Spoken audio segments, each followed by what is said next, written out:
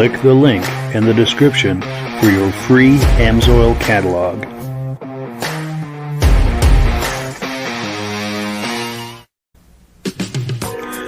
Before we get started, I'd like to give a quick shout out to some of our friends. The Eastern Snowmobile Racing Hall of Fame. Search for them on Facebook. Central Minnesota Pond Racing. Search for them on Facebook. The historic Lancaster Motel, for the ultimate Eastern trail riding adventure. Crane's Snowmobile Museum at 172 Main Street in Lancaster, New Hampshire. The Vintage Snowmobile Club of America Quarterly Magazine. The New Hampshire Snowmobile Museum at Bear Brook State Park in Allenstown, New Hampshire. And lastly, if you decide to advertise with the Vintage Snowmobile Podcast, this could be your advertising message.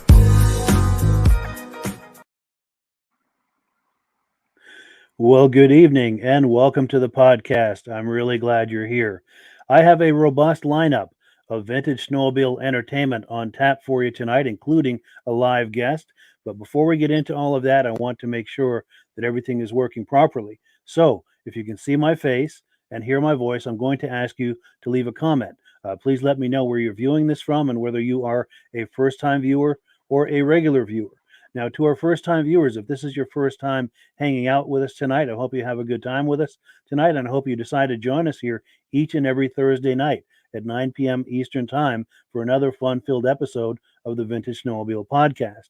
Now, this podcast simulcasts to 8 different places across Facebook and YouTube. So wherever you're viewing this right now, just circle back in 1 week's time, and we'll be waiting for you with another episode. Now, to our regular viewers who are here week after week, month after month, and season after season, you guys are the ones who make this possible, and we really, really appreciate that. So let's take a look at some comments, and we'll get the party started here. We've got Alan Gove in the house saying good evening from New Hampshire. Good evening back. Glad to have you here. Our good friend Ben Thomas is in the house saying good evening, watching from Carterville, New York, coming in loud and clear. We're glad to hear it. Our good friend Reese Fleury is in the house from Tupper Lake, New York. He said it sounds good. He's a regular viewer. Let's see. Kevin Culhane is in the house. We're working on getting him on the podcast at some point in the future. He says loud and clear, Sudbury, Ontario. Jim Holbrook is in the house. Jim from Thetford Center, Vermont, regular viewer. Yeah, Jim, thank you so much for coming on. And, oh, my good friend Mary Seguin's in the house. How you doing, Mary? It's really nice to see you. Thank you for joining us tonight. Midnight Rider from Northwest Minnesota, fairly regular viewer. Well, hopefully we can convert you to being a regular viewer after tonight. I hope the fun is that good for you that you decide to come back more regularly. Alan Gove saying regular viewer. James Whiteside is, hey, Mikey, loud and clear in Illinois. Cool deal. Mad Dog is in the house. Hello from Wisconsin, regular viewer. Thank you for that. My friend Andrew Strakos from Granville, New York is here. Appreciate that. Nice to see you, Andrew. David from Alaska Railroad says, good evening, Mike. Richard Brazo from Coleman, Wisconsin is saying hello. Nice to see you. Glenn Ford says hello, regular viewer from Vernon Center, New York. Johnny Chukalowski says good here in Maine, New York. Someone on Facebook is saying loud and clear from Sudbury, Ontario. I wonder if that is, I don't know. I just lost my place. But anyway, glad that you're here. John Chukalowski says, sounds good in Maine, New York. I thought we looked at that one. Rick and Katrina Dumont are here with a thumbs up. Tim Bewick says, third show, Marlboro, New York. I'm glad you're here for the third time. We appreciate that. Hopefully many more to come. Johnny Ride is here. Hello, Mike. John and Sue are here in Ocean Isle Beach, North Carolina. Good to see you again. Yeah, thank you so much for coming on. Mike Bartlett says hello from Durhamville, New York. Brad Hulls, I believe he's the former racer we've all heard about, is in the house tonight from Humboldt, Saskatchewan. I'll take one more and then we'll get started. Jeff Wesner from Wisconsin is in the house. Thank you so much. Great to see you. Now we're going through all of these names, all of these people saying hello, people in the comment section, but there's one missing. You know why that is? I'm talking about Stacie and Art Fosler. They've been watching us from the very beginning. Well, guess what? You know why they're not in the comments? It's because they are our guest tonight. So let's bring on Art Fosler and Rob Hilditch. Art, how are you doing tonight? Good. How are you, Mike? Hi, Rob. Oh, we don't have audio on Rob. Let's see. That might have done it. No, let me see. Try unmuting it. It shows that it's muted. There. That might have done it.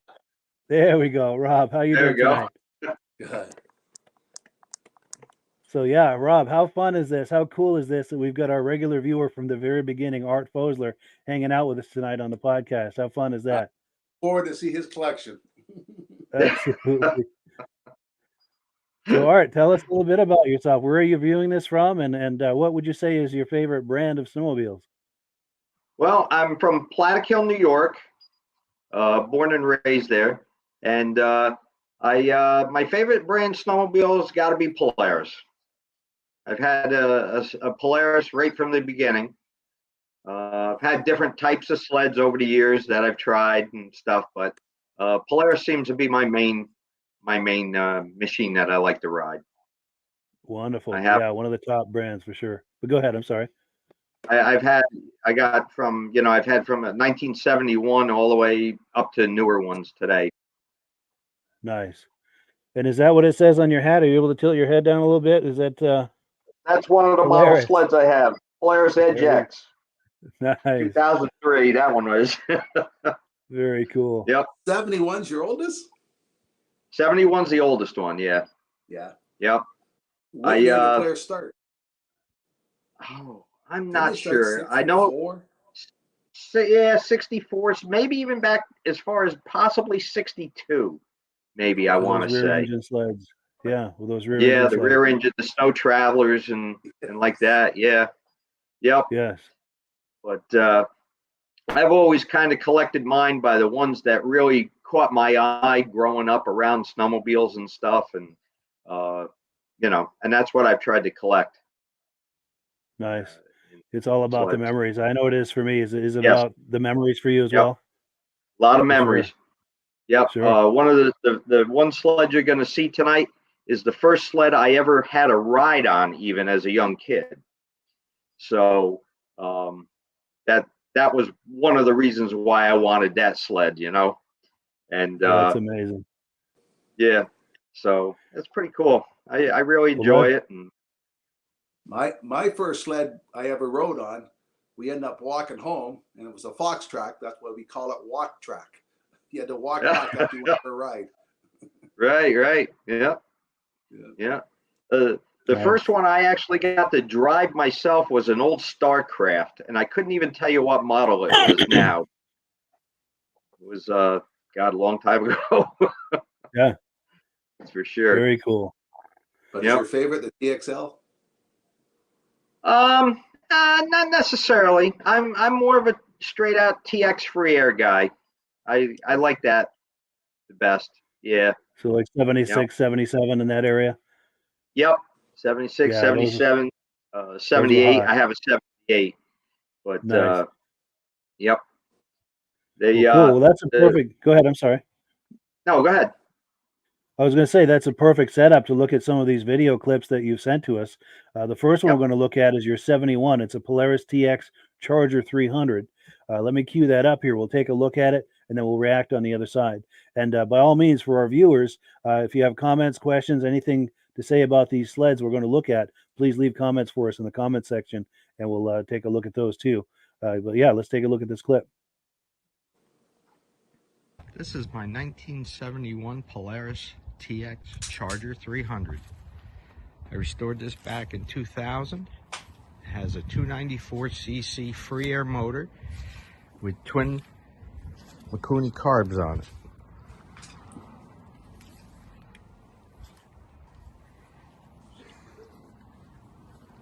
It has 1,638 miles on the odometer. But I fully restored it, so it's got virtually no miles on it. had high and low beam headlights. Actually, it was off, low, and high. This was your storage area to keep whatever you needed to keep in your sled, spare plugs or whatever it may be.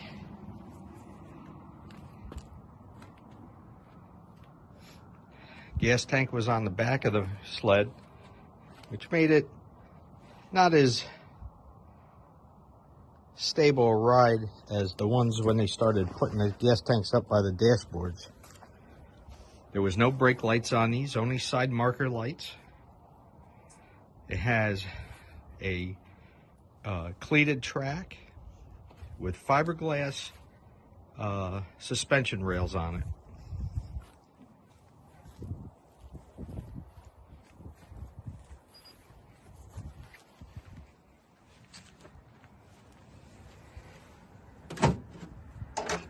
Hood lifted off for easy access to the motor.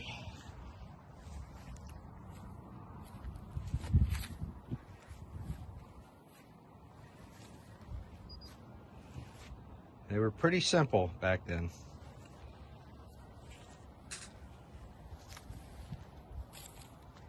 And they had a fair amount of chrome on them. Chrome bumpers, chrome handlebars, chrome brake lever and throttle lever.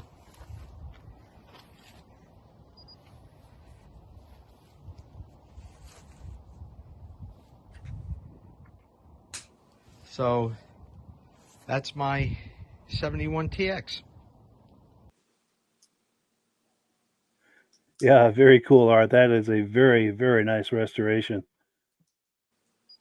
Thanks. Sure. Hey, Rob, any reactions to that? Do you have a before and after? There's the after picture. Do you have a before? What kind of shape was it when you got it? It wasn't rusted out per se. I had one spot by one of the ski legs that was rotted out. That had to do metal work on. The body itself was fairly straight. I just had to pretty much clean it up, paint it, reupholster the seat, rechrome the bumpers and like that. And the gas tank had some rot holes in it, so I fixed them and put the coating in the tank to help protect it from leaking anymore. And just repainted it all up and, redid the motor, new rings, stuff like that in it. But, I heard they put the gas tank back for better traction. Better traction? Yeah. Well, it definitely makes a difference when the tank is up front, I feel. They at one point in time, somebody had put a tank on the front of the sled. And when I switched it to the back, I could tell a difference with them. Does the headlight turn with the handlebars? No, it does not. That's in a fixed position. Yeah, that's in great shape. Yeah, it Have sure you is. taken that to shows and put it on display? I've only taken it to one show so far, and I won second place with it at a show. Nice. Yep. Very cool. Now we've got comments aplenty coming in. We've got Bill Nast saying hello. Nice to see you, Bill. Bill Nast, by the way, is father of the modern racer Lucas Nast. And I think they're out in Wisconsin right now. And if that's the case, Bill, confirm for him if you guys are out in Wisconsin right now at Eagle River. They had a great weekend last weekend. Wonderful.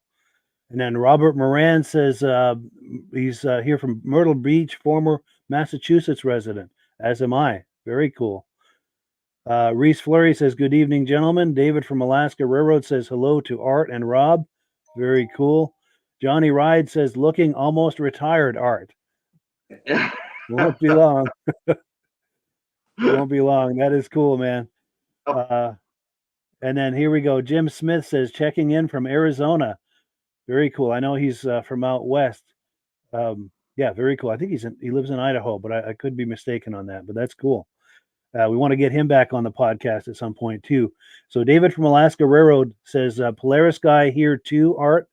He rides a 1980 Polaris TXL and a 2005 Polaris 700 XC SP. Very cool. Yes, very cool. And then we've got someone saying a Fox Track was the first sled I ever rode, because I know we were talking about first sleds a little while back. Johnny Ride says my first sled was a flexible flyer in 1967. Nice. Tyler Lundgren says awesome sled art. Nice job on the restoration, and thank you for sharing. Very cool. Welcome. We've got someone saying a nice Polaris. Greetings from Pittsburgh, New Hampshire. Our good friend Armand Buteau, who's a big time rup collector. We'd love to get him on the podcast sometimes. Also, Dirk Seams, who was on a few weeks ago, he says looks great. James Whiteside says nice sled, beautiful. Absolutely. David from Alaska Railroad says I really love that 71 art. By the way, awesome Chevy bow tie on that shed door. Good call. Yeah. Yes, let me take a look at that. I did notice that earlier. Let's see. Yeah, right there. Yeah, right there. Very cool. Nice. Very cool. And Johnny Ride said, looks sweet art.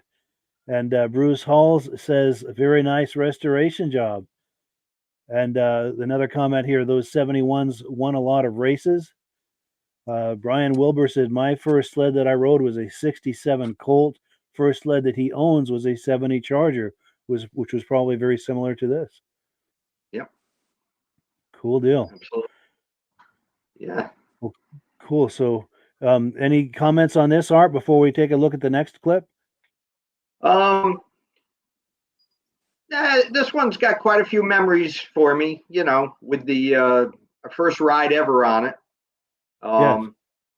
A family member had it, and he rode it, and he came over with it, and he gave me a ride on it, and I said, oh my God. And that was it. I was hooked. Yes, no turning back. No turning back. Then it Very was cool. was on working to trying to get one of my own. Yes. And then this sled had been sold and to two other people over the years, and I was able to get it back. Wow. Redo it. Yep. Very cool. Nice. So let me remove this, and we're going to queue up another. This is a Polaris Colt that you have, a 1977. Let's take a look at that, and then we'll react to it on the other side. This one's a little special to me. It's the first snowmobile I ever had. It's a 1977 Colt 250 SS, fan-cooled motor, twin carb Makunis, and it was my first sled, and both my kids learned to ride snowmobiles on it as well.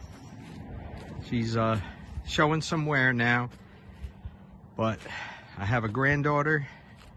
Before you know it, we'll be ready to ride, so I'm gonna jump on getting this one all finished, restored, redo the seat, whatever it needs on it. I've got almost all the parts to rebuild an entire one, all from NOS down. Again, this one had the trunk lid in the back for any parts.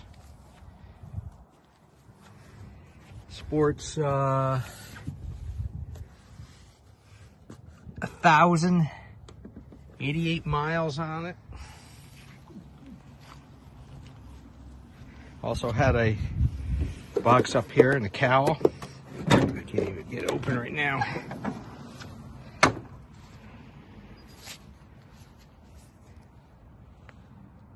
That's the motor.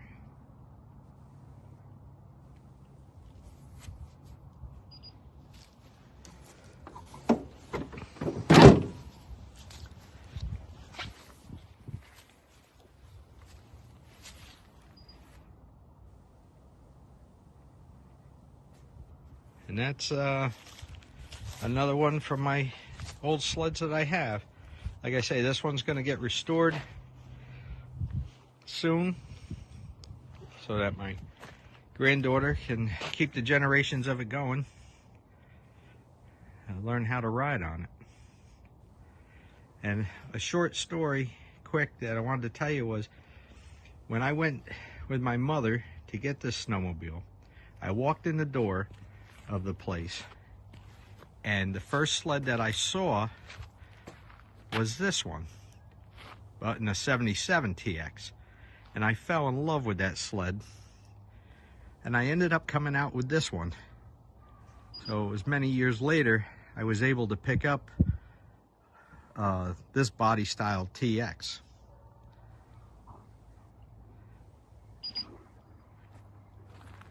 All right, guys, have a good day. Yeah, very nice art. Very nice. And I imagine there must be tons and tons of memories associated with that very sled right there.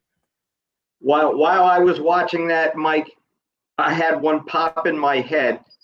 I had the snowmobile for 1 week, and family members said, let's go upstate riding. A whole bunch of us is going. And I said, okay, let's go. And I'd never been on any kind of a long ride. And we did 300 miles that weekend. And we were out on Paseco Lake in upstate New York. And everybody said, I'll see you at the other side of the lake. Well, we all took off, and it was nighttime. And all I could see was a flickering tail light in the distance, because I had the smallest sled out there. And I was hoping they didn't leave the lake without me, because I wouldn't have known where to go. Yes. Crazy. Yep. Crazy. And Rob, any reactions to this? Or? Oh, a lot of my friends had them because they were so light. When they got stuck, if they were by themselves, it could get them out. Some of the other machines were so heavy. They were nice and light and easy to handle. A lot of people bought them for their wives and kids. Yes. Yep. They were a popular machine. They were very popular. I know where I lived, there were tons of them. And it was a lot of sled for the money. It was an entry level sled, but it was a fun sled, a great handling sled, quick for what it was, and just a lot of value for the money. And I don't think it's an accident that they were as popular as they were. And for another thing was that they had a lot of stuff on them. They came with the tack and the speedometer. They came with the chrome skis. They came with more stuff than some of the other sleds would have come with normally. Yes. With the SS models, I should say. Sure. Yep. Now, a friend of mine had one back in the day. I'm trying to get just the right angle here so I can show you what he did. But here we go. So you see these little vents, those kind of like those 4 little squares there between the headlights? He cut those out and just kept the vertical one in between, and he put a couple of yellow fog lights in there. And it was kind of a cool look. Yeah. You could have put teeth in there, make it look like Jaws. Yes. Yeah. That's like when the first year of the XLT came out. They had the Night Rider light in the grills on them. It was pretty popular to put that on them. And they'd go through the trails, and they'd be going back and forth on the sled as you're riding through. Nice. Yep. Nice. Oh, and we've got comments coming in. Let's see here. Oh, here we go. Robert Moran says, my first 75 Enticer family started riding in the late 60s on Johnson sleds, and then 80s they had snow jets and motoskis. Cool deal. And then Alan Gove says, my first sled that I drove, which was a neighbor's, was a 67 Sears. Then his folks bought a 70 Articat with a Wankel engine. And he says, I now own and take it to shows, gets first place and people's choice on that. Very cool. That's great. Steve Woodward says, hello from Rochester, New York. Got some snow finally. That is wonderful news. Let's see. David from Alaska Railroad says, beautiful Colt art. My heart has a very special spot for vintage Polaris snowmobiles. Absolutely. Yeah. Robert Moran says, I continued with Yamaha through the 90s. Very cool. Let's see. Someone on Facebook says, back in the day, my friend bought a new 72 Colt 294 SS. Boy, was I surprised when that cat beat my 71 440 TNT. Yeah. Reese Fleury says, my first sled was a 71 Motoski Capri 300. And this must be a relative of yours, Art. Kelly Fosler says, very lucky to have learned how to ride on that sled. Love you, Dad. So this must be your daughter. Yep. That's my daughter. Yep. Very nice. Thank you, Kelly. Thank you. Yeah, Kelly, thank you so much for popping in here. We appreciate that. Brent Corbin says, "Good evening, guys. That Colt keychain shell yellow would look great on my ski-doos." Yes. David from Alaska Railroad says, "I owned a 73 Colt SS340. That was an excellent sled. That Colt is the sled that turned me into a Polaris guy." Nice. And Ben Thomas says, "Awesome Colt art. Don't tell Rich Shad, but I'm a closet Polaris fan." Cool deal. Nice. Well, cool. So we've got one more Polaris to look at. Let me remove this, and we're going to take a look at a 78 TX 440 that is owned by Art. Let's get that queued up here, and we'll take a look. This is another one of my sleds. It's a 1978 Polaris TX 440. I bought it out of a farmer's field for $300, and I've been slowly working on it. Still pretty dirty. I got to get it cleaned up yet and finish it up, but she runs very well. It now has 841 miles on it. I think I bought it with maybe 600 on it. I want to run it around, make sure she ran good. Did the seat and the back trunk area.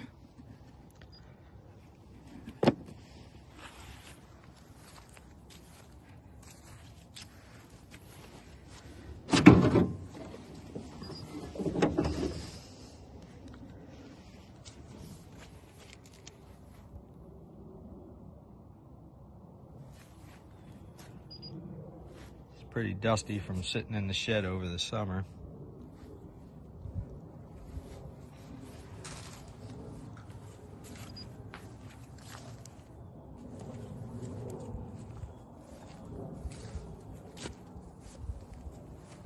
She's a work in progress. I got the new hood foam for under the hood and miscellaneous other things, and once I'm sure it's good, we'll put it to paint and finish striping it up, and should be ready to roll. Yeah, very cool. Yeah, thank you, Art, for these video clips. These are wonderful, and these TXs of that era was so iconic. Yeah. Like I say, the day I walked into the Polaris dealership and I saw first sled I saw was a TX. I always wanted one. Nice. Very cool. And reactions, Rob? How did you find those such low mileage on them? Wow. Yeah, I don't know. More than that in 1 year. Yep. Like I say, this was sitting behind a guy's barn on a farm, and he says, I said, "Would you want to sell that?" And he says, "Yep." So he says, "Give me $300 for it, and you own it." So I brought it home, and about 2 hours later, I had it running. Wow. And, the kids run it till it ran out of gas, and he parked it. Yeah. Yep. And he had another. Yeah, he had another sled there too, but that one was a Scorpion, I think it was at the time. No, Scorpion. Yeah, it might have been Scorpion. But the Polaris, that was one I had to have. Oh, for sure. Nice yeah, we fun. had when I was a teenager, we had a 76 or a 77 TX 250, and that was a great sled. A lot of good memories on that. And even the 250 was very fast. My nephew lives next door to me, and he had a 89 Indy Trail 400 liquid cooled sled. And he says, "Come on, let's race this thing across the field, and I'll show you how fast my sled is." Well, he followed me by a sled length back the whole time. So, wow, he was pretty upset. Yeah, because those 440s were really quick. Yep. Yeah. Oh, and we've got comments coming in. Let me find my place here. Okay, here we go. Someone on Facebook, this is Armin Buto, says, "My first sled was a 64 Ski-Doo with a tin cab. A 10 horse would do 35 and often did. sometimes with two of my buddies hanging on. Very cool. Percy Mitchell says, greetings from Western New York. Nice to have you here, Percy. Mike Bartlett says, my first sled was a 78 Ski-Doo Citation. It was my mother's, and yes, I still have it. Now, was that first model year that was kind of smaller than the second generation? If that's the case, Mike, let me know, because I think I remember that my neighbor had one. We used to snowmobile quite often. I had that 76 TX 250, and she had that, and we rode a lot together. But I digress. Jeffrey Patton says, hello, Mike. Starting riding Articat in '69, switched to Polaris in '83, and still riding Polaris today. Very cool. Robert Moran says, lost more belongings out the back of those sleds. Worst location ever. Yes, those rear storage compartments would pop open. Yes. And if you made the mistake of putting drinks in there, you would lose those too. We lost drinks sometimes. And we were teenagers. We had drinks in there that we probably shouldn't have, and that was probably divine intervention. Yeah. So here we go. David from Alaska Railroad says, you're killing me, Art. All these beautiful sleds. I owned a 76 TX 340. I miss that sled so bad. TX sleds are my favorite. Yeah. TXs are hard to beat. Oh, and TX stands for Textron. I never made that connection, but I imagine that's the case. Yep. Yeah. Textron had them. Yeah. And then I've actually got these in reverse order. Rick and Katrina Dumont say, what did the TX stand for? And then, of course, we have the answer. TX means Textron, which that's who owned Polaris at the time. Mark Rediel says, still can't get over how poorly some folks treat sleds and let them sit out there all year to rot. It's true. Can't imagine leaving one of those out in the field like that. And our good friend James Spranger says, can you crank it up? And unfortunately, we're not live with that sled right now, so it's not an option. But maybe someday we'll get a video of that. It would be cool to see that running. They had a really distinctive sound. And Reese Fleury says, I have a 69 Colt 634 with a Hearth engine. Also had, as a kid, a 73 TX 400. I wouldn't mind finding another 73 TX. Yeah. Very cool. Yeah. Very cool. Well, any final thoughts on this, Art, before we change gears? Or no, that's pretty much it. Hopefully in the future I'll drag out a couple more and I'll show you some other ones I have. Yes, please do. And as you're doing, go ahead. I'm sorry. I have a couple different other sleds. I have Skidoo. I have Moto Ski that I have still in my collection that I'll show you. And one, hopefully we can do something where I'm going to redo it. I picked up a 79 Moto Ski Grand Prix Special, and that only has 600 something miles on it. Sat in the guy's basement for 30 years. So I'm going to redo that. And so maybe I can send you some stuff with it in progress and stuff like that as I'm doing it. Totally. Yeah. Please keep us posted on that restoration project and any others too of these other Polarises that you're planning to restore. Please keep us posted with little video clips on that. And it's a good excuse to have you on in the future too, to come on with an update, Okay. But cool. So we are on item number 2. It's time for a few announcements. And this is the part of the program where we get out of Rob's way and he talks to us about Amsoil. So we're going to put him full screen here and he's going to talk to us about Amsoil. Okay, Mike, since it's a snowmobile show, a lot of times we talk about the Interceptor, how it makes the engine run cooler, more performance, more horsepower. Just makes the engine perform better. You can get it in 2 different size containers, and we also have the Dominator for the racing application. And some people with the older machines like to run the Dominator because it has a stronger film strength and all that. Chain case is available for the snowmobiles. The product for the ethanol is available. And some of the old ones that are pre-mixed, we have 100-to-1.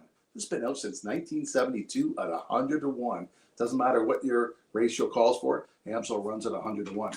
Now, we talked about before how to become a preferred customer, and you can buy everything directly from Amsoil. Mike will tell you how to get one of the catalogs, and in the catalogs, we have the prices right in there, tell you what the price is. Like a case of the gallon containers, I got to look. $205, and as a preferred, you get it for $145. You save $60 on a case. Costs you $10 being a preferred customer for 6 months. Case of quarts, 12 quarts in a box, $156. You get it for $110. $54 on a case you save. The chain case, $15. You get it for $10.69. So you save almost $15 on a case. Now every month when you order something, Amsoil gives you a promotion. This month they got a wand that's a magnet, stretches out. But one thing neat about it, if I can, there, it has a light on it. So if you're looking down to find something, you can go down and find it and pick it up. And that's for anybody who's a preferred customer that orders $75 or more. There's a code free wand you put down when you're doing your order, and you get this free. Now, a lot of people have a shop or a business in their retails. The retail guys, if they order $500 worth of product, Amsoil's going to send them a format. There we go. This one's off my front door. I just went and brought it in. But for a $500 order, Reese, you get one of those. But if you want more information, how to become a preferred customer, a retailer or commercial, and buy stuff directly from Amsoil, Mike will send you one of the catalogs, tell you all the prices, all the benefits. You buy it directly from Amsoil, get the best possible discount available. Absolutely. In fact, there's a link in the description for a free catalog. Just click that, fill it out. We'll get a free catalog out to you. Also, if you're curious about this preferred customer program that Rob's been talking about, it's similar to a Costco membership. It's just $10 to join. And in most cases, you're going to save well more than that $10 just on your first order. So if you click the link in the description for the preferred customer program, that takes you to where you just a couple of clicks, now you're a preferred customer, then start shopping, and everything that you add to your cart is going to come up at the deepest level of discount. By clicking my link, now I'm your Amsoil dealer. So anytime you have questions or need help with anything, Rob and I are both available here to help you. So that connects us to each other in that way, as far as me being your Amsoil dealer.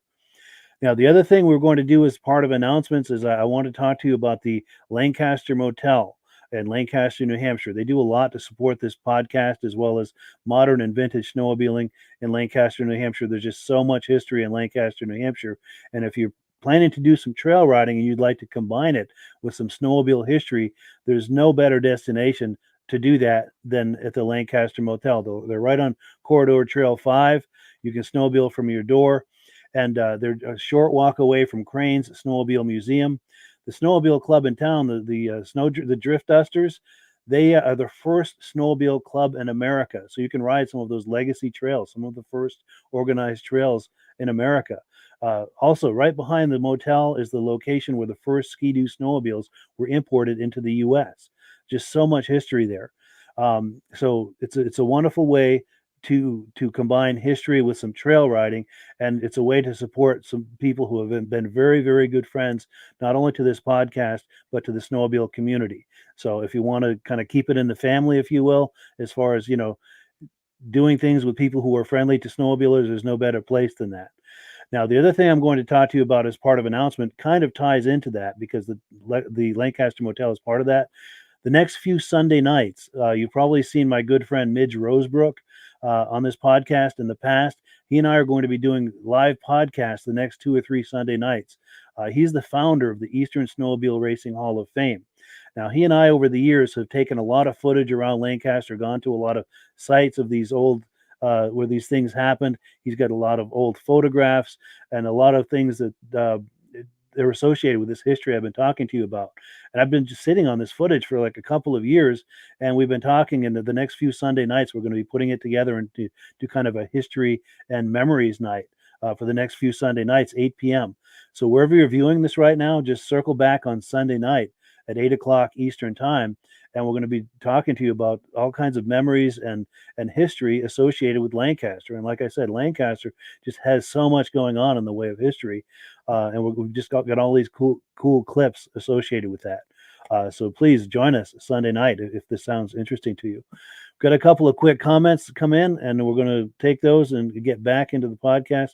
Oh, our good friend Jim Layton from Limestone, Maine. We've got to get him on sometime in the near future. He's been on every season we've been doing this podcast, and he always brings some cool show and tell items for us to look at. Reese Fleury says, I'm going to order soon. Wonderful. We are looking forward to that, Reese, and we do very much appreciate that.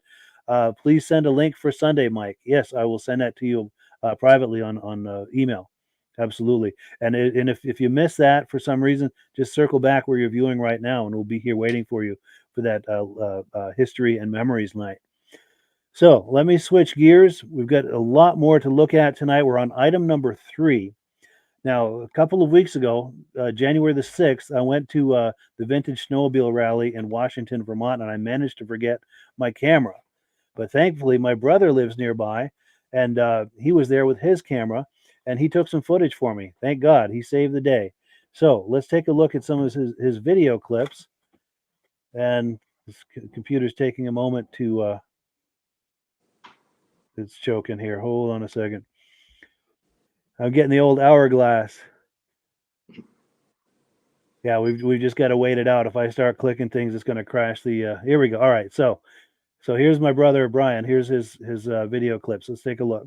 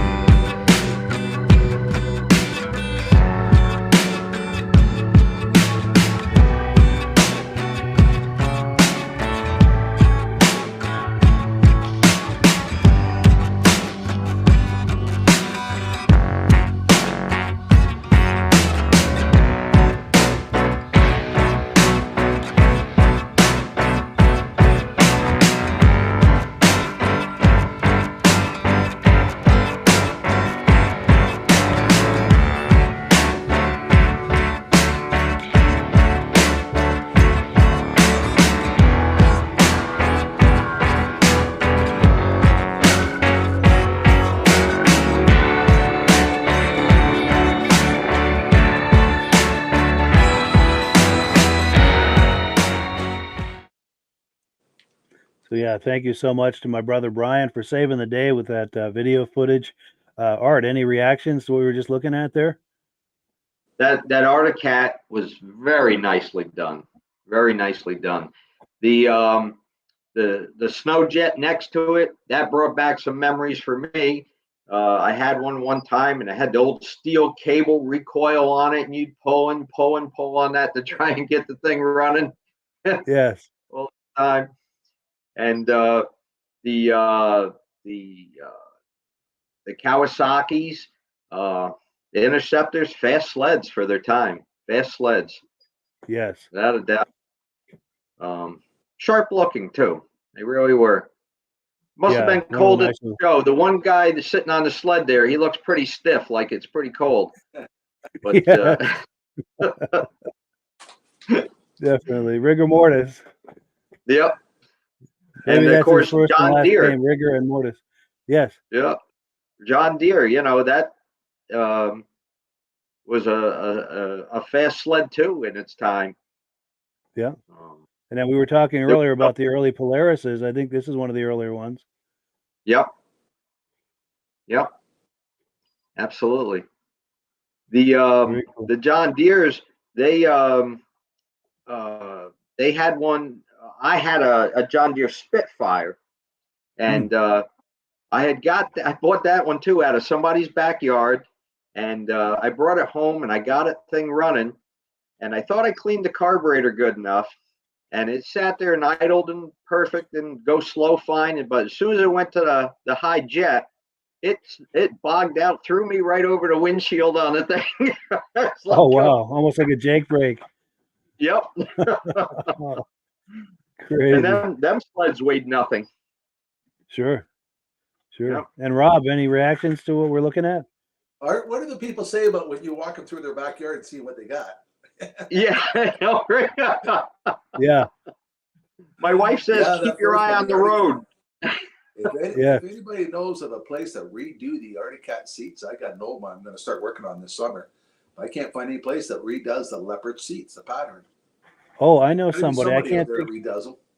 Yes, there's someone in New Hampshire. I'm trying to think of her name. Evie.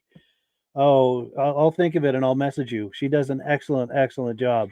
Good. In fact, a lot of the seats at this particular show and the Northern New England shows, she's probably done. She can do seats like this one you're looking at, and like more of that yellow leopard print too. She does those. Yeah, mine's the opposite. Mine had the leopard in the center and black on each outside, which I never seen before. Sure. I'll get her name and I'll message you her contact information. I can't think of her last name, but she does excellent work, and she's well known in New Hampshire, has an excellent reputation for doing those old leopard skin seats from the early 70s. Definitely. I like the way they line them up in years. That way you can see what different companies are doing that time of year. Yeah. John Deere's, they were so nice and light too. Yes, they were. You didn't mind lifting them in the back of a pickup truck back in those days. Yeah. Yeah. There were so many different companies that, whether they were a outboard motor company or a tractor company or something, that all made snowmobiles. It was really something else. Yep. It's true. Everybody was in that game. Oh, and we've got comments coming in. In fact, we've got here we go. I've got an answer to your question too here. Let me find my place here. Okay, here someone on Facebook is saying, love those Kawasaki's. David from Alaska Railroad says, I really like that all blue Snowjet. Ben Thomas says, looks like a very nice show based on the footage tonight and the last clips you showed. And yes, I have to give kudos to this Washington show. It's a very well organized show, very well established show. And yeah, they do a really good job. And the only thing is, if you're going, you want to get there early because it's so popular now that parking becomes an issue.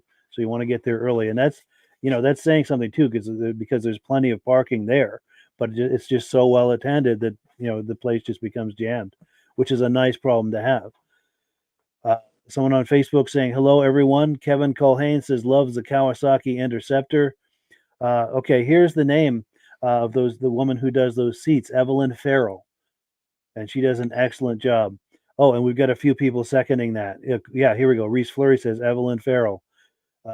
Jim Holbrook says Evelyn Farrell. Mark Radil says she's very well known in New Hampshire and Vermont, and she does an excellent job. Everybody's recommended her. Definitely. In fact, the people who are commenting on that, please let us know, like a thumbs up, or if you feel like she does an excellent job, maybe make a comment as to the quality of her work. Yeah, everyone's saying Evelyn Farrell. Yeah, absolutely. Maybe I'll send the seat down to her and we'll get her to do a video of how she does it. We should, yeah, for sure. Now, someone's joking saying it's related to Will Ferrell, the actor, which I tend to doubt, but that is pretty funny. So Ben Thomas says, just ask Reese, he will know. So it sounds like Reese has probably had some seats done by her. And also, while we've got Ben Thomas on the screen, Ben, those discs that I owe you are in the mail. They're supposed to arrive Saturday, so you should have those anytime now. Alan Gove says, Leopard Seats by Evelyn Farrell. Alan Gove says he has her number. Wonderful.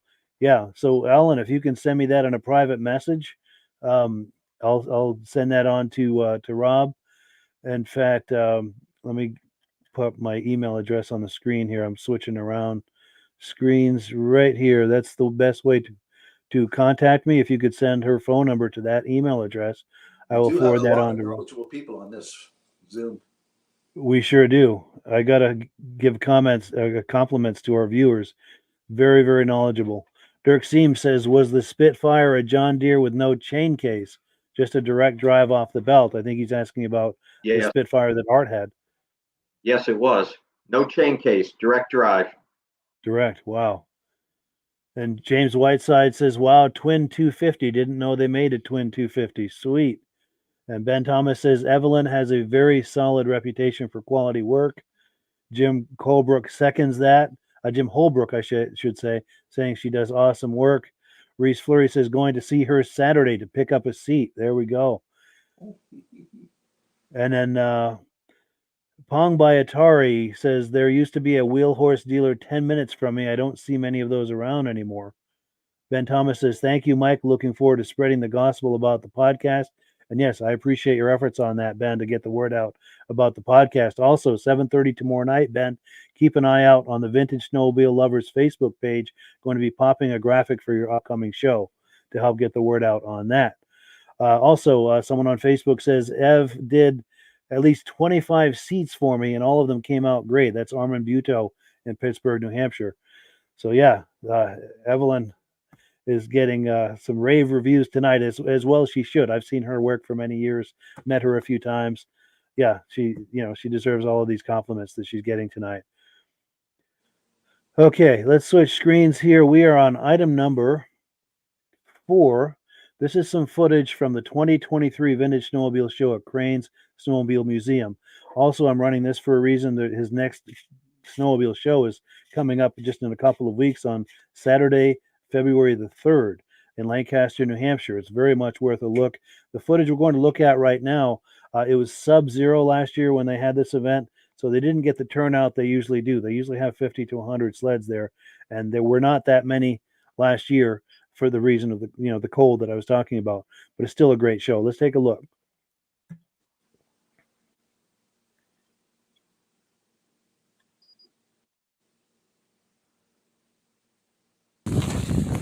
Yeah, that's Paul Crane over there in the green coat. Catch up with him in a little while. Got a cool old Panther, probably 71, 72, I'm thinking, with a cutter. Oh man, it is cold. That wind is raw. Oh, another Panther too. It's probably 73 or 74 maybe. Oh, purple power lube. Roto lube. How you doing? Hey, good. How are you? Are these yours? These are. Cool, yeah. You feel like talking them up on camera? Yeah, no problem. Just see what my name is and then just talk them up? Yeah, this is that's a 96 Thundercat. Yeah. It got 670 miles on it. Wow. Original. Yeah. These are all factory out-of-cat skis and stuff. Back in the day, they had options and stuff. Yeah. Like the ski loops, the skis. The handle grips. Yeah. The little side piece, the brake lever and stuff like that. Yeah, that's a 68 Panther right there. 68 Panther. Wow. Single cylinder. Yeah. 300 horse motor in it. 300 Earth, yeah. Yeah, pretty much. Only thing been done, the hood been painted a little bit on it, but we buffed it out and cleaned it up some. Nice. I like that plate. Yeah. 68 cat. Well, I That's got very that. Yeah, this one joke. I actually, when I put it on my trail, it was because of that. Oh, nice. Yeah. And so I did put it on that. Yeah. So 55 years old now. That's amazing, huh? So, yeah. And that leopard print looks real nice too, huh? Yeah. That looks really nice. Yeah, this been in a trailer for I say at least 12 years. Really? We took 12 it. years. We just took it out, cleaned it all up. Then I had a bunch of accessories, like the skis and this and that. So we just put a few things on it, just dress it up a little bit. Yeah. Let's see, and then your name is Frank Edmondson from Gorham, New Hampshire. Yeah. Cool deal. I want to come around this side and get it. Oh, and you've got the pizza cutter things on there. Cutters too. Yeah. Those are cool.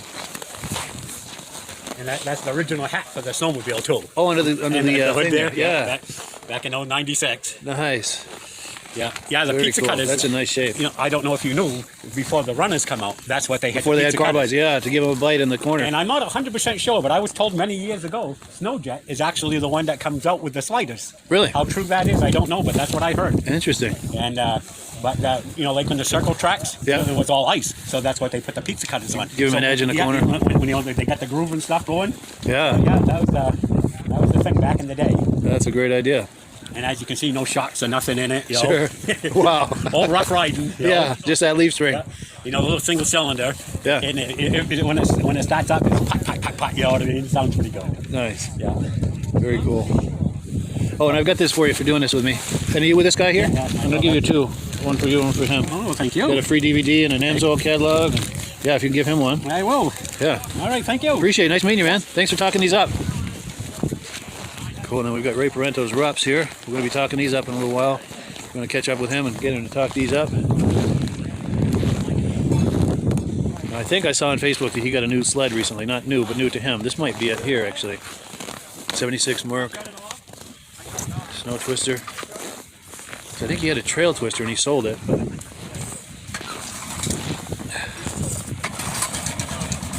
there we go.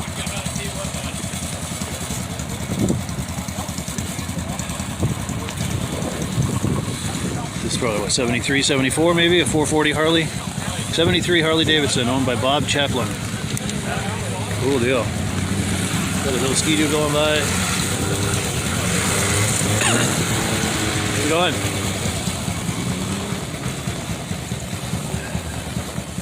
And what is this? It looks like a Snowjet hood, but I don't know. This is a 74 Yamaha owned by Neil Cedarbear. Cedarbear? Okay. I was thinking this tunnel looked kind of like a Snowjet, but no. That's a Yamaha. Cool. Let's go down this aisle here.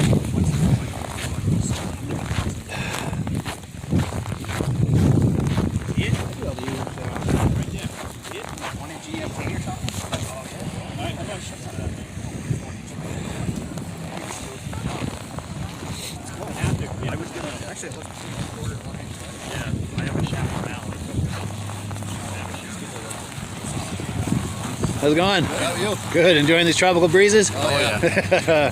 Oh, for sure. Crazy, huh? Do you have sleds here? Yeah, we rode in our new ones. Oh, nice. Sweet. We got a bunch of old ones, but Sweet. Yeah, we were gonna bring one today and decided not to. Sure. Should have brought it, but we didn't. So. What would that have been? 88 Indy 650. Yeah, sweet. Polaris. Yeah. So, Sweet. yeah, you got first place at the Iron Yeah. Pond Show last year. Oh, nice. Yeah, so gonna bring it. Decided The not to. unrestored that Yeah.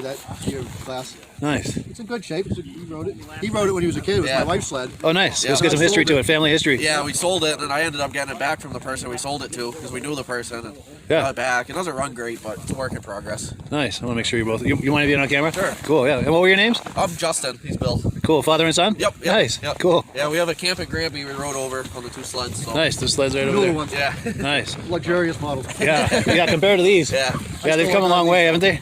Yeah. Crazy. I like riding these things. Oh, for sure. A lot of history. Yep. Well, I've got something for you for coming on camera. Sure. Get two of these here. Yeah, free DVD and an Amsoil catalog. Great. One for each of you there. Thank you. Thanks. Yeah, well, thank you. I appreciate you being on camera. Cool. Thanks for having us. Cool deal. We'll catch up with you guys inside.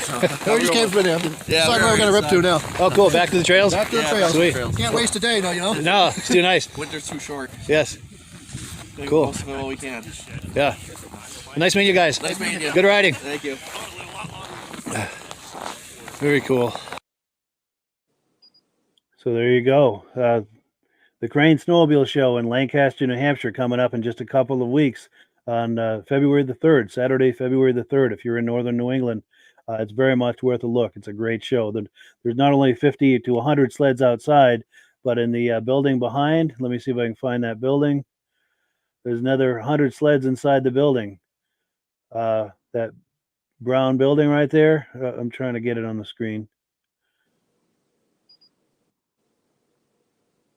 Anyway, yeah, the brown building in the background is 100 sleds in there. That's Crane's Snowmobile Museum. Very much worth a look. But and one last thought. That guy Frank I was talking to that had these two cats, he buys Amsoil from us. So we want to thank him so very much for helping to support the podcast. I'm going to try to see if I can get him. Yeah, that guy right there. He buys Amsoil and helps to support the podcast. So we really appreciate that.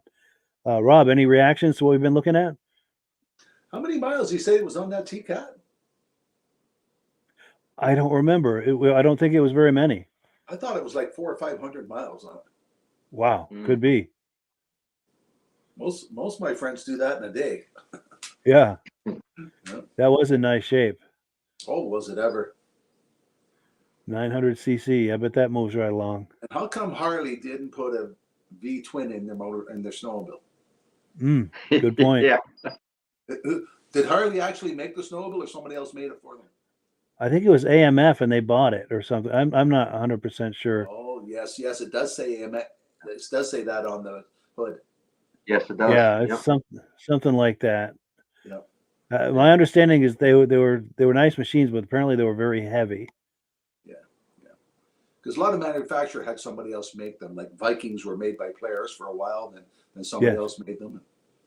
Sure. And Art, reactions?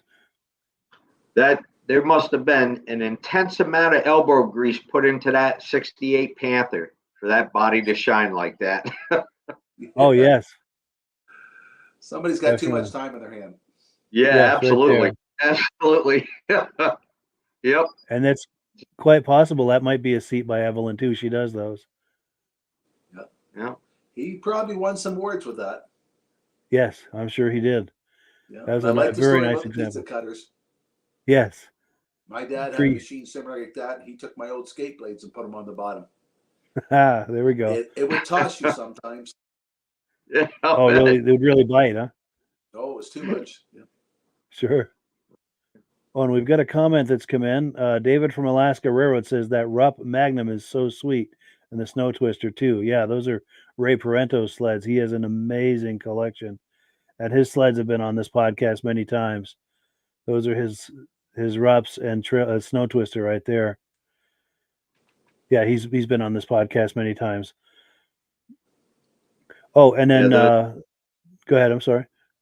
The Rupp is one that I want to get at some point too. I had one and I made the mistake of getting rid of it, and I never should have.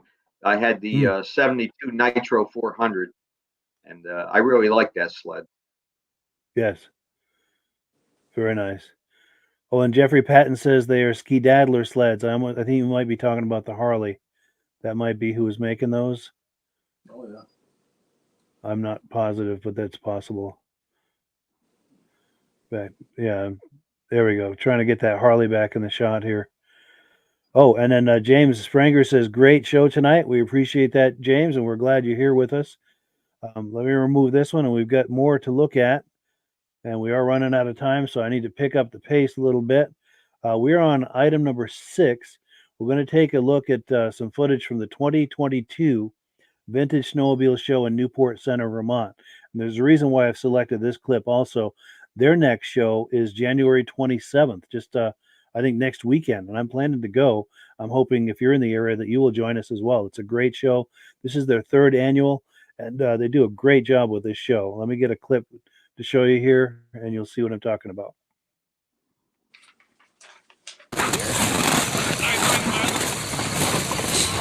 So at some point I want to find the owner of this ski rule and get some comments from him.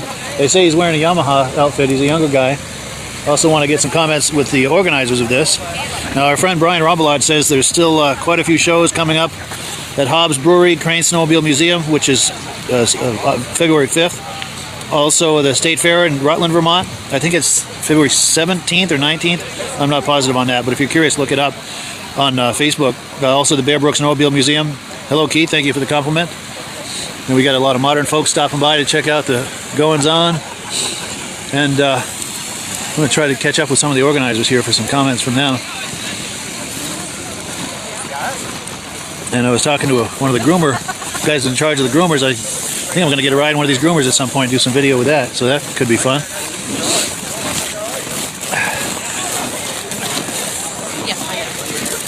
I hate to tell you this. I know It is, yeah. We're live on Facebook with 20 people watching. Cool, a whole 20 people? Yeah, Wow. we had 50 earlier, but How many? 150? 50. 50? Yeah, but it'll get plenty of views throughout the day. But you want to say hi? What was your name? Yeah, I live around here. Nice. Yeah. You don't? Derby Line. Derby Line? Yeah, not too far. Yeah. Now, what was your name? Randy. Randy. Matheson. Nice to meet you, Randy. Newport Center. Nice. So you're a member of the club here? Yeah. Good, Yeah. good. I've been for 30 years. Yeah, nice. 30, 20 some years, 30 years? And this club was founded in 1975, I think. 74. 74, yeah. Nice. So been around for almost 50 years. Yeah.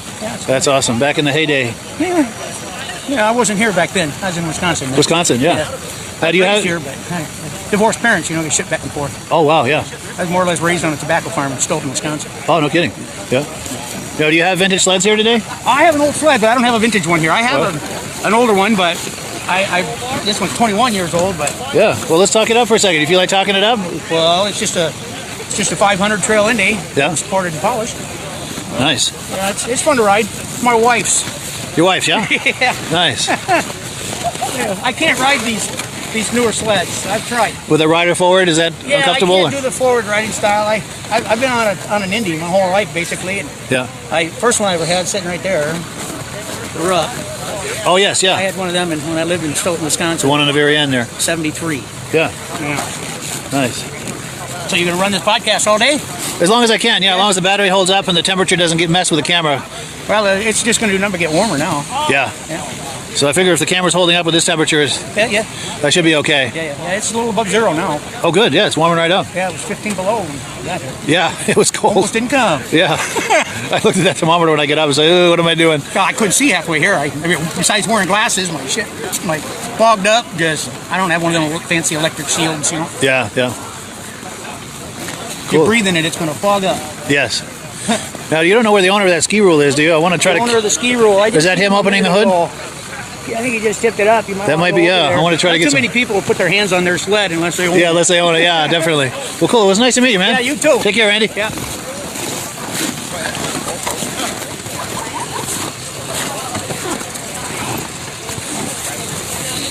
Is this your ski rule? Do you mind making some comments? We're live on Facebook. Sure.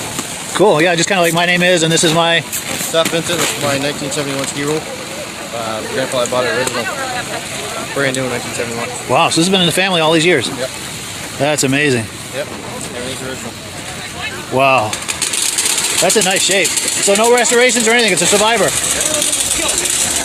That's cool. That seat's in nice shape too, isn't it? They're 71, you say, right? Yeah, we're competing with noise over there. I'll give them a minute.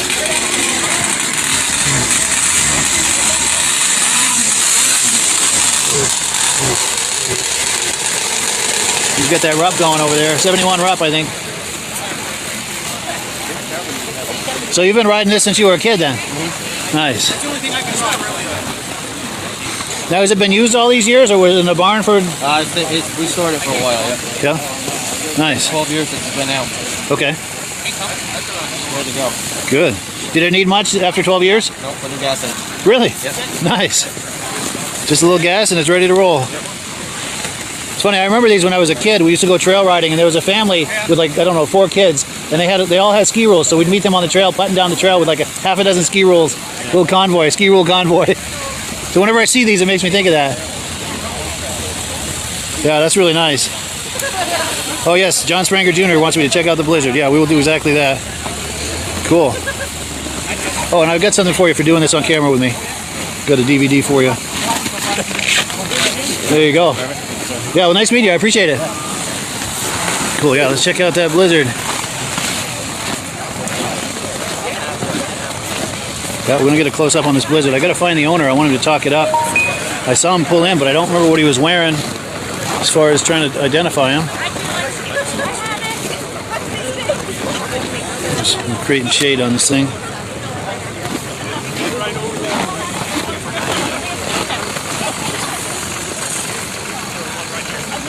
I remember really liking these back in the day, these Blizzards. The 79 when they came out with that new body style. That was really hot. This is probably like 77 or 78 though. I don't know. Maybe it's a 79. 'Cause I think this color scheme started in 79. Anyone know? Anyone want to make comments? That's what I think this is as far as the year. So yeah, there you go. Art, reactions to that? Nothing like the old days where the carburetor was right there at your belt line and spitting some gas out of the carburetor, and you get a little backfire out of it and light things up for you. Yeah. Or if you had a long scarf on, it would suck it in and it'd be sticking out the exhaust. Yeah. Exactly. Yeah, I really like that ski rule though. I like the color of that. Yeah, they're Real real nice. color. A lot of memories with that. You know, see And a the lot of Blizzard, ski rules on the show. The Blizzard, I'm not familiar that much with that model. They seem like they're very popular though. I don't know how fast they were. They sure look like they'd go fast.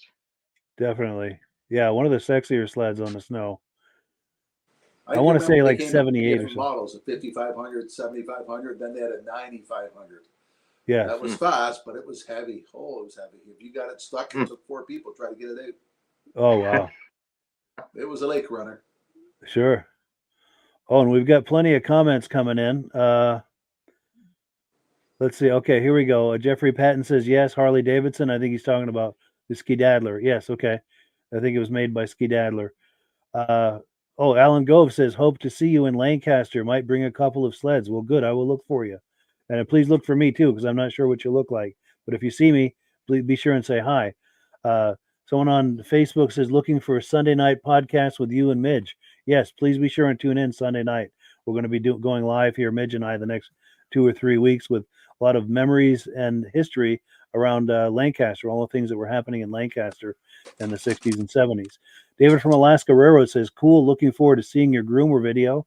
I haven't talked to that guy since, but I know how to reach him. I should see what I can do with that. Also, someone saying, another great show. Hello to Art and Rob. Mark Radil says, definitely a 79 Blizzard. Dominic Kane says, just logged in. I forgot I'm in a different time zone tonight and missed the show. No worries. Once you're done, just go back and watch it right from the beginning. Mark Radil says it was a 78. In 78, it was the 6500. Then the 79, it was the 7500. Yes, you're right. You're right. Ben Thomas says, thank you for a great show, gentlemen. Good evening to everyone. Reese Fleury says, great show as usual. We appreciate that. Now we've got one more clip. It's a short clip. Let me cue it up here. This is also from Crane's snowmobile show. I think it was, I don't remember which year, but anyway, last week when we were looking at this, there was a whippet that we were looking at, and we were waiting for a guy to find his son to talk up the whippet. I found that footage over the last week, so we're going to hear him talk up the whippet. One last comment I need to make about the Crane Snowmobile Show that's coming up Saturday, February 3rd. It's their 10th annual. And he's planning to pull out all the stops, if you will, to make it a special show. He's got extra trophies, and there's going to be all kind of food there and everything, and a whole bunch of sleds. So if you're in the area, it's very much worth a look to go to the Crane Snowmobile Show. And here's a look at Jason Gibbs talking up his 1972 Whippet. Let's take a look. 72 Whippet, I believe. They made it from 72, 73, and 74. Some 75s, I guess. They made a purple one, a blue one, and a red one. I do have the matching sleigh to this. They only made 3 sleighs that Wow. I've been found out. And I have the purple one that matches the snowmobile. Wow. They have a 399 in them. They have a 340 and a 295. All JLO motors. This is a Prowler. They made 2 different models. One was a wide track, one was a short, narrow track. This is the wider track one. That's $399, huh? And they're all $399. Yeah. See, this is a Blazer. The Blazer was a wide track. The Prowler was a narrow track. They're made in J-Maine. Other than that, I don't know that much about them. I had a chance. I chased this one for 2 years, and I offered the guy some money, and he took it. So Wow. now it's got a home for life. Nice. Well, that's cool. Thank you very much. Yeah, thank you. Cool. That's 70. So yeah, Jason Gibbs, he's a regular at that Crane show. You'll probably see him there in a couple of weeks with some interesting sleds. He's got a lot of interesting sleds. He's got an Gotta like that RXL. name. And go ahead. I'm sorry. You gotta like that name, Whippet. Yes, definitely. Definitely. Any reactions to that, Rob? That's what they should have called the snow ponies. You whipped them or something. Yes. That's nice to know the history about all of them, and he's got the matching sleigh and all that go with it. Yeah, for sure. For sure. And Art? Yeah, I've never heard of the sled myself before, but it's he's a very nice shaped sled. Very nice. Yes. Really, really nice shape, for sure. Definitely. Yeah. And the styling cues of that remind me very similar to maybe like a 72 Panther or Cheetah. There's a lot of similar styling cues there, like the way that bumper comes around in the front. And then kind of the stance of it looks like the 72 model year for the Cat. And Jason's a great guy too. But go ahead. I'm sorry. I had a 72 Rolleiflex, and that looked very much like an old Panther Arctic Cat. but had a Yamaha motor on it. Yeah. Nice. Very nice. Well, cool. Let me remove this. And we have gone over a little bit late tonight, which is not a big issue, but it is time to wind it down. I want to give everyone a chance for some final comments. Oh, we've got comments that have come in too. We'll take those. Reese Fleury says, great show as usual. Appreciate that. Thank you, Mike. Once again, a great show. Appreciate that. Mark Radil says, a great show. Thanks to all, and we thank you. David from Alaska Railroad says, very nice show tonight. Thank you. Art, any final comments before we wind it down? It was just great being invited onto the show to show you some of my sleds, and in the future I'll get some more to show you. Absolutely, we'd love to have you back on once you get some more footage for it. And again, to meet both of you as well. Yes, this has been a blast. This has been wonderful. And the next footage will be Art driving them. I hope so. That'd be cool. Get some drive-bys. So. We'll have some snow. Getting a little snow now, so maybe I can. Yeah, get some good drive-bys. Absolutely. Be sure to say hello to the missus for us too. I will. Cool deal. And Rob, any final thoughts? Great show, great selection of machines, some I've never seen before. I like the pizza cutter idea. Yes. Yeah. Oh, and we've got David from Alaska Railroads saying, very nice show tonight. Thank you. We've got Rich Shad said, have a good evening. Kevin Colhane says, great show. Nice Polaris sleds, Art. Chat soon, Mike and Rob. Glenn Ford says, awesome show, guys. Well, cool. Thank you so much, everyone, the viewers, and to Art and Rob and everyone who comes by to hang out with us every Thursday night. We really appreciate that. It's so much fun. Have a great night. We look forward to seeing you on Sunday night, Mike. Yes, absolutely. And as always, last word goes to Amsoil. Have a good evening, everybody. Hello, everyone. This is Rob and Mike. How you doing today, Rob? I'm doing good. Mike, yourself? Very well. Thank you so much for coming on. I appreciate it. Now, today, we're going to be talking about Amsoil.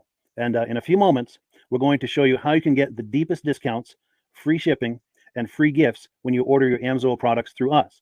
But first, I'm going to ask Rob to give you a quick description of what Amsoil is and why you should consider using Amsoil products in your motorized vehicles. Thanks, Mike. Amsoil is 100% synthetic oil. Everybody uses Amsoil for a different reason. Some people like the benefits that Amsoil is warranted for 25,000 miles or 1 year. The reason we can do that is because Amsoil doesn't oxidize. It doesn't form the usual carbons, gums, sludges like petroleum oils do. That's why we can keep it in the engines longer. Petroleum oils never do wear out. They oxidize themselves. That's why they have to be changed at 3,000 kilometers. And Amsoil likes the benefit that you only have to change the oil once a year. That saves them money. Some of the people like the benefit of Amsoil is it's a slipperier type lube. By having a slipperier type lube, it cuts down friction and drag. By less friction and drag, engines run 20 to 50 degrees cooler, better gas mileage. Now, Amsoil says 25% more protection than the industry requires is in the Amsoil bottles. My average customer gets about 10% increase in gas mileage. That's a big savings. Yeah. And by cutting down friction and drag, for every 10 degrees you cut down the friction and drag, doubles the life of the engine. So by having the engine run cooler, it makes it last longer. Some people like the benefit of the range of the Amsoil. Amsoil's flash point is 425 degrees, and it pours at 50 below zero. Wow. If you ever tried petroleum oil when it's 10 below, it turns to honey. And in the summertime, petroleum oil thins out, and once it thins out, that's when it starts breaking down. So Amsoil's an all-season oil, can give you better gas mileage, longer engine life, less maintenance. It ends up being cheaper over a year's time running Amsoil than it is petroleum oils. That's amazing. That's amazing. And Amsoil is available for pretty much any motorized vehicle, anything from lawn equipment, cars, trucks, boats, ATVs, motorcycles, snowmobiles. Yep. And a lot of people phone me up and say, well, what's the benefit of our gear lube? Exactly what I told you about the engine oil. It pours in cold weather, it runs cooler, makes the equipment last longer. And they say, well, what's the benefit of the small engine? Same thing. Makes the engine run cooler, last longer, better performance. So it saves on all the applications that Amsoil has available. Wonderful, wonderful. So yeah, let's talk now. Hopefully this has convinced people to think about maybe joining us in the Amsoil experience. Let's talk about some of the discounts and free shipping and how that all happens. I'm going to pop a graphic on the screen. And yeah, by all means, if you want to talk people through how this preferred customer program works. Amsoil has a number of different programs. One of our main ones is a catalog customer, where somebody can order directly out of our catalog. If they order out of the catalog, they order $100 worth, Amsoil will ship it right to their house. But our best program is our preferred customer. For only $10 for 6 months, you become a preferred customer, you save 25% on all the product. You order $100 worth, they're going to give you free shipping. You don't have to order a whole case. You can mix and match. Say you want 4 bottles of small engine, 7 bottles of 5W30, and a couple of gear loops. You can mix and match. You can order 1 bottle at a time if you want. There's no minimums, no maximums. By being a preferred customer, you save over 25% on all the products you're going to buy. Amsoil sends you extra gifts, a $5 gift certificate on your birthday, $5 when you renew your account, and stuff like that. So it's a good way to save on some of the products you want to buy. For sure, for sure. Yeah, it's an incredible value, and this is the deepest level of discount that anyone can get when ordering Amsoil. Is that correct? It is. It is. Wonderful, wonderful. So let's take people through the step-by-step experience of placing an Amsoil order. Then that would include signing up for the preferred customer discount, or sorry, preferred customer program, so they can receive those deepest levels of discount. So let's go to the website. This is what the website's going to look like. These are some screenshots. Once you go to amsoil.com, there's a link in the description, or you can just type that into a browser, amsoil.com. This is the page you land on. At the upper corner of the page there, you see how I've circled in red. That is the link to click, the Join Now link. That will take you to the Preferred Customer Program page, where you can take advantage of all of these discounts and free shipping and everything that we've just been talking about. This is what that page looks like. In the lower right, you're going to click Join Now. This will pop up. You select the duration you'd like, whether it's 6 months or 12 months, and click Add to Cart. Now, once this pop-up goes away, you'll be back on the main page. And the upper left, you'll see where I've got that red arrow. It says Shop. Now you can start shopping for products, and on your very first order, you're going to get these discounts and the free shipping as long as it's over $100. You'll get all of these benefits right away. So once you click Shop, it's going to take you to the product page. There's different types of oils, lubricants, so on and so forth. For the benefit of this exercise we're doing now, I'm just going to click motor oil. It shows different types of motor oil. Let's click gasoline. Now this takes us to an item. It's their synthetic motor oil. And you can see the item there, and there's choices for different viscosities. But take a look at the price. Let's take a closer look. Let's zoom in. But if you've joined the preferred customer program first, you're going to automatically get the deepest levels of discount. That's what we're looking at here. You're saving $3.80 on that quart of oil. Instead of paying $16.29, you're now paying $12.49 for that quart of oil. That is the deepest level of discount you can possibly get. And then you just add the quantity that you'd like. You select any other items that you're thinking about, add them to the cart. And once you click Add to Cart for the final time, you're going to see this come up at the top of the screen. It's going to show your items and your the total that you're at so far. Pardon me. And then you just click View Cart in the upper right, and that'll take you to your cart. Take a close look here at the upper right. That blue box shows that you're getting free shipping. You're eligible for free shipping on this order because it's over $100. That little yellow box shows that you've got the preferred customer membership on your order that gives you the deepest levels of discounts for the next 6 to 12 months. And then below that, you've got the items that have been selected. For the exercise here, I selected 9 quarts of the signature series, but that brings us up over $100 for the free shipping. We're saving $34.20. And if you're ready to finish, you click Checkout Now, and that takes you to this screen here. If you haven't signed up with an Amsoil account at this point, just click in the lower right to create an account, create a new account. It's going to ask you for some basic information, name and those types of things. Now let's take a closer look. You'll see this gray shaded box. This is a very important box. This is going to ask you if someone has referred you to Amsoil. And if so, please enter my name. My name is Mike Lapierre. It's spelled right there on the screen for the correct spelling. And also the referral number, 304-555-94. That's how you make sure that Rob and I get credit for this. Now, in the interest of full disclosure, I have signed up for Amsoil under Rob. So when you order using this referral number, Rob and I both benefit. So if you enjoy these podcasts that we're doing, this is a wonderful way to support the podcast, because when you order using this referral number, Rob and I both benefit. And the commissions I make go directly toward offsetting the cost of doing these podcasts. So I thank you in advance for that, for using my referral number. I very much appreciate it. And once you've done that, you just go into the next screen to enter your payment information, and you're done. Now, once you've placed your order that's over $100, and that order includes your Amsoil Preferred Customer Program, you are now eligible to get a free DVD from myself. Now, this is going to be either a muscle car DVD or a vintage snowmobile DVD. Use the email address on the screen, wkspodcasts@gmail.com. Send me an email. Let me know which DVD you would like me to send you, the muscle car or the vintage snowmobile DVD, and I'll get that right out to you. As you're typing in that email, in the subject line, be sure and type in capital letters, free DVD requests, so it stands out as I'm checking my email, and we'll get that right out to you. So I guess the last thing, Rob, that we wanted to talk about is if someone is considering Amsoil as a business opportunity. Yes. If anybody has a retail or a commercial account and they would like to buy directly from Amsoil, just send Mike a line. He'll show you how to set up, and you can buy directly from Amsoil. But if you are interested in starting your own part-time business, a part-time business that can grow into a full-time income, Mike and I will show you the Amsoil marketing plan. Amsoil has a large selection of products that cover almost every application. So it doesn't matter if you're into snowmobile, boating, or ATVing or hot rods, we have an oil for every application. It's a fun type business. That's I really enjoy doing. Where else can I go and have fun and make money doing it? And Mike and I are here to help you all the way along. If you need any help on how to promote or to find new accounts, we're here to help you. For sure, for sure. So when you sign up under that number, this 304-555-94, you're getting Rob and I as a team. Now, Rob has been doing Amsoil for 40 years. Can you believe that? 40 years. So he knows every aspect of this business, and he knows all of the ins and outs of the products. So he'll be able to help you with any kind of product questions or any kind of questions to show you the different business models that you can do with Amsoil. And then the other thing that you get when you sign up under me is I've got a strong background in social media. So if you need some coaching on how to generate Amsoil leads using Facebook and YouTube, I'm happy to coach you with that when you sign up under Rob and I. You get both of us as a team to help you, to coach you, to support you, whatever you need to get you off and running with this business and having fun with it. Like Rob said, it's an enormous amount of fun. If you're like Rob and I and you enjoy going to any kind of boat shows, car shows, motorcycle shows, snowmobile shows, anything with a motor, you like going to those shows, those events, those races, this is a great way to turn that into a income opportunity for you. Yes, yes. And just by wearing my Amsoil hat at one of these events, people come up and ask me about Amsoil. People don't know where to buy it, and I'm there to help them, show them where they can buy the product. Perfect. Well, cool. Well, this is great. Any final thoughts, Rob, before we wrap it up? Amsoil's a fun business. Amsoil's been around since 1968. It was the first synthetic oil to be AI approved. Wow. Yeah. That's amazing. And that's very early in the game too, isn't it? Yes. For sure. Well, good. Well, thank you so much, everyone, for viewing. Hopefully, we've gotten you excited as we are about the Amsoil products. We'd love it if you could join us either as someone who uses the Amsoil products or to join the Amsoil team as a business opportunity. And we thank you so much for viewing. Have a great day. You have a good day.